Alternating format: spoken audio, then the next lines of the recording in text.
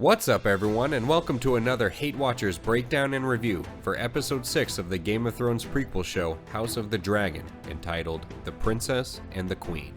Remember to stick around after the breakdown to hear our verdict on whether this episode is a hate watch or a great watch. Let's jump right into the breakdown. Spoilers ahead for House of the Dragon episode 6, The Princess and the Queen. We've jumped ahead 10 years just in time to catch Princess Rhaenyra taking a fat dump. That turd ends up being a newborn baby boy whom the queen demands to see immediately. Laenor and Rhaenyra have to walk to the queen up some stairs 30 seconds after giving birth. King Viserys, one arm lighter and almost turned into a full White Walker now, wants to see his grandson.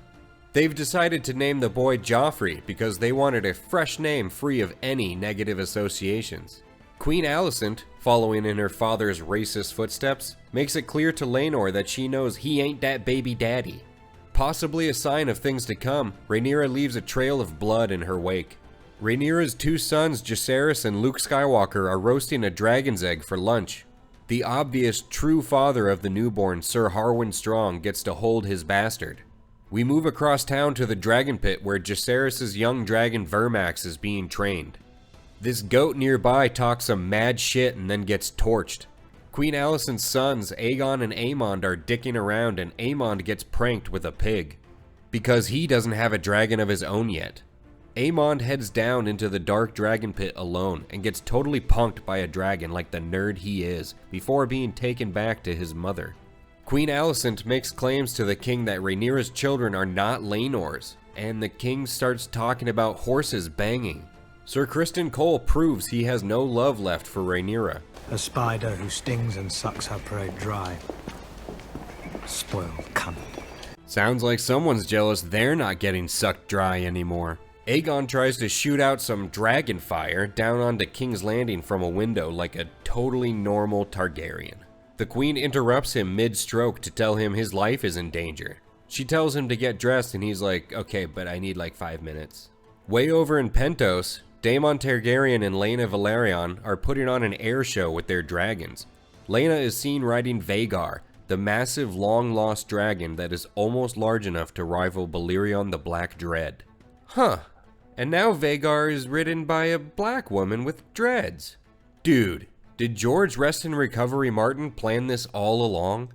Pentos offers residency to Daemon and Laena's family if they will provide protection from the growing threat of the Triarchy, the foreign alliance that previously supported the crab feeder.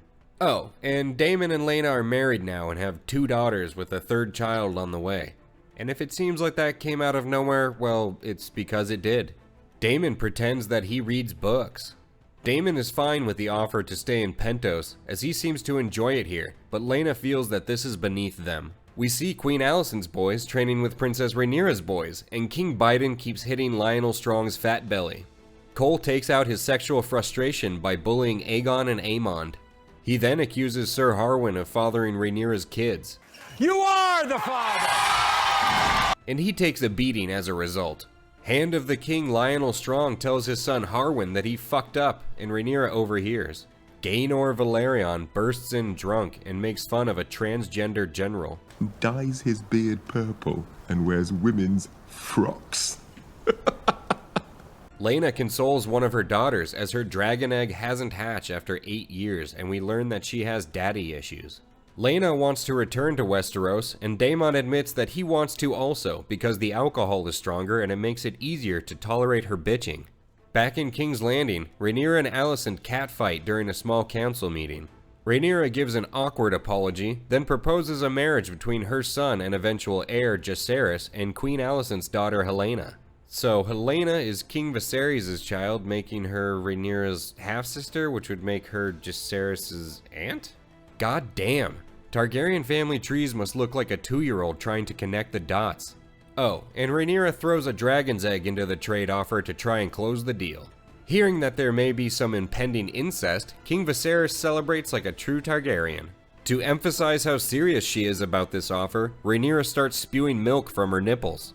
Lactose-intolerant Alicent isn't happy about the offer of marriage.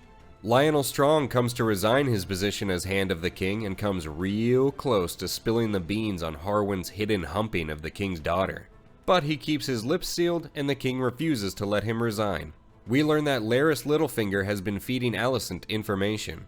Larys then uses some inmates on death row as guinea pigs and cuts out their tongues. Back in Pentos, this Indian doctor can't deliver Laena's baby, and Daemon is presented with the same choice as his brother in the first episode. Sacrifice your wife for the life of the baby, or, well, I don't know the other option. We don't get that far. Laena chooses for him as she runs outside and commits suicide by dragon, which is a pretty baller way to go out, let's be honest. Disgraced after pummeling Sir Criston Cole, Sir Harwin is forced to return to Harrenhal. After he says his goodbyes, Jacaerys is like, "I'm not stupid, that's my dad, isn't it?" Rhaenyra and Laenor, tired of the mean tweets, decide to leave King's Landing. Rhaenyra tells him he can bring his gay lover because he has 2 swords, and they need all the swords they can get. The strong men return to Harrenhal, where we see some of the criminals recruited by Larys Littlefinger Strong as denoted by their B symbol. The criminals greet them with a nice, cozy fire that burns the 2 men alive. Rhaenyra's family returns to Dragonstone, the king sees a rat, 2 bodies are pulled out of Harrenhal, and Daemon struggles to console his 2 daughters that are literally just staring at their mom's skeleton. And all the while, a voiceover from Larys talks about what a burden children are. Easy to say when you're a clubfoot cripple who can't get no woman. Alicent, for some odd reason, seems to think that Larys went too far in deciding on his own to burn his father and brother alive in their home. But now he's created an opening for the hand job. I mean the king's hand job. I mean the hand of the king job. And the way is clear for Alicent's father to apply, so Larys is like, "No, you'll be happy that I did this," and the episode comes to an end. Well, we've reached the point in the video where we have to decide if this episode was a great watch or a hate watch. And this show, for now, remains a great watch. Sure, this is the 3rd filler episode in a row, but can you say drama? Man, everyone just hates everyone more and more each episode. You can really see the battle lines being drawn for the upcoming Civil War, and the tension slowly building really makes you think big payoffs are coming. This is a great episode to compare side by side with the Rings of Power, where one show can put out 3 filler actionless episodes in a row and you don't mind it. Whereas in the Rings of Power, we're applauding some characters just getting on a boat because it might finally lead to some action or story progression.